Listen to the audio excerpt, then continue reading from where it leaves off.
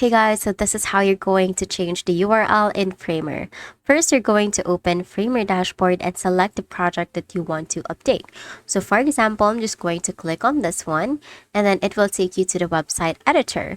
Now from here, just go to settings from the top panel and then you're going to select domains once it takes you to the site settings. So you can see domains from the left side panel and then here you can see your current project URL. So by default, Framer assigns a subdomain under framer.website or framer.app.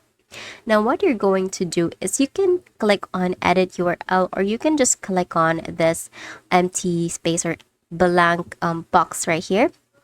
You're going to click on that and you're going to type in the new subdomain you want. Make sure it's simple and relevant to your project. So you can just set it up if you want to have a custom domain. Now, if you want to connect a domain you already own, this is a paid service. So you can do that by following the DNS instructions and then just go and type in the site that you want from here. Just make sure that you upgrade first because you're not able to access this without upgrading. Now, once updated, publish your project and the new URL will be active immediately. And that's it. That is how you're going to change the Framer URL.